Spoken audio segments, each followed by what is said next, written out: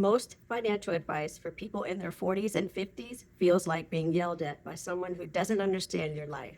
You're told you're behind by people who haven't had to balance a mortgage, aging parents, and kids' tuition all in the same month.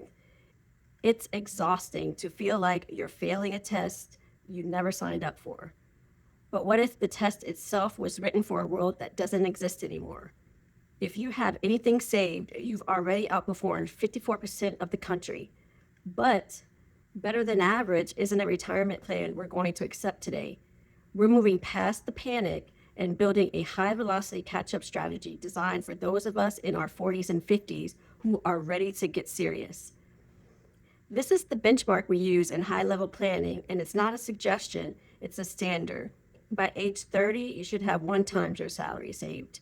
Age 35, twice your salary saved. Age 40, 3 times your salary. 45, 4 times your salary. 50, 6 times your salary. 60, 8 times your salary. And by age 67, you should have 10x your salary. Just give me a nod if you're looking at one of those numbers and thinking, not even close. It's okay. Everyone else is thinking the same thing.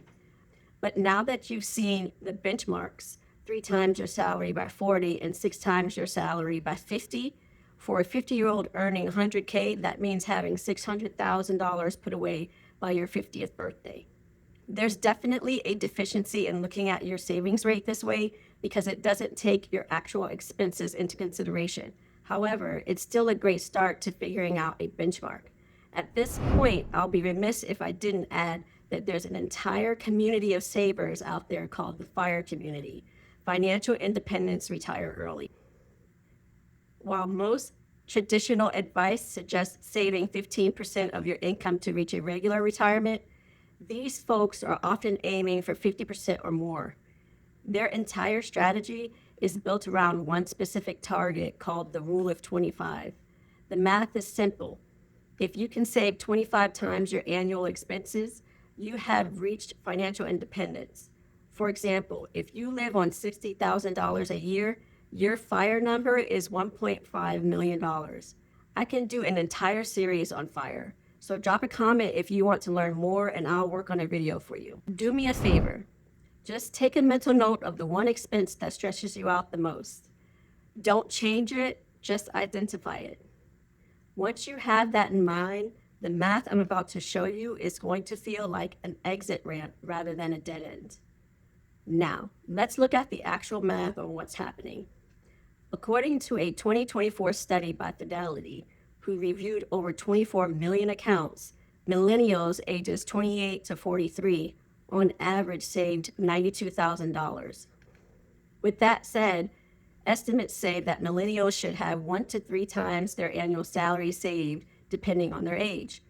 For Gen X, ages 44 to 59, our actual average saved according to the study is $296,000. The median, however, saved was $130,000. In reality, Gen X should have 4 to 7 times their annual salary.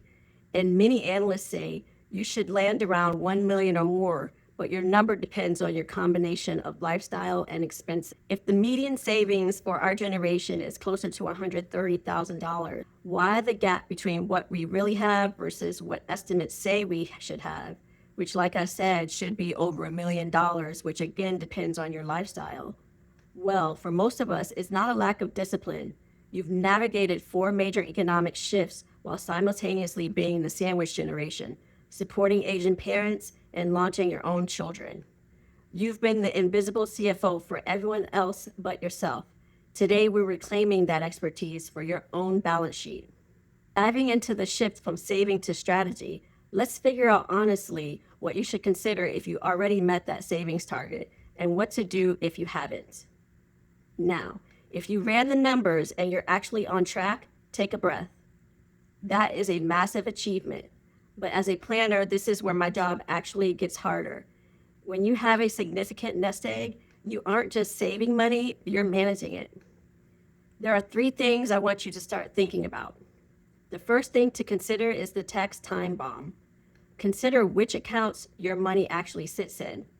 If most of your money is in a traditional 401k, The IRS is your silent partner because at age 75, they will force you to take required minimum distributions, which could push you into a higher tax bracket than you're in now. If you're on track, now may be the time to look at strategic Roth conversions. Moving money into a Roth at the right time can save your heirs hundreds of thousands in taxes later. The second thing to think about if you're on the right track with your savings is healthcare for when you get older. Don't forget that Medicare Part B isn't free. In 2026, the standard Medicare Part B premium has climbed to over $300 a month.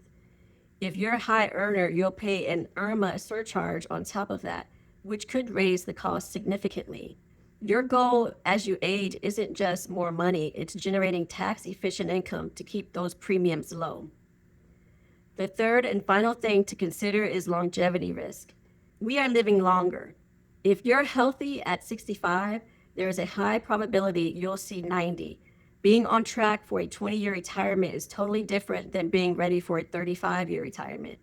We need to stop talking about accumulation and start talking about establishing a minimum, reliable base of income that ensures basic needs are met regardless of economic fluctuations when we age. Now, let's talk about the group that feels the weight of being miles behind. If you're 50 with less than 100,000 saved, there's a specific kind of heavy silence that hits when you look at your balance sheet at night. It feels like the clock is running out and the game is already decided. But listen, that pressure is exactly what we're going to use to fuel a radical pivot. We aren't going to budget our way out of this. We're going to out-engineer the problem with a strategy called tax alpha. If you're behind, we need to stop the tax drag on your current investments. Most people put all their retirement money into a target date fund and call it a day. But consider looking at asset allocation. We want your high growth, high tax assets like actively managed funds inside of your 401k and your tax efficient assets like index ETFs in your taxable accounts. By strategically placing every dollar where it is taxed least, we can increase your net return by 1 to 2% without taking on more market risk. That tax alpha can add 6 figures to your nest egg that would have otherwise gone to the IRS. Move number 1, max the accounts you already have access to. So one of the most essential wealth solution moves you can make is to max out the accounts you already have access to. The tax code gives you more room than most people actually use. For 2026, the 401k base limit is $24,500. If you're 50 and over, add the $8,000 catch-up.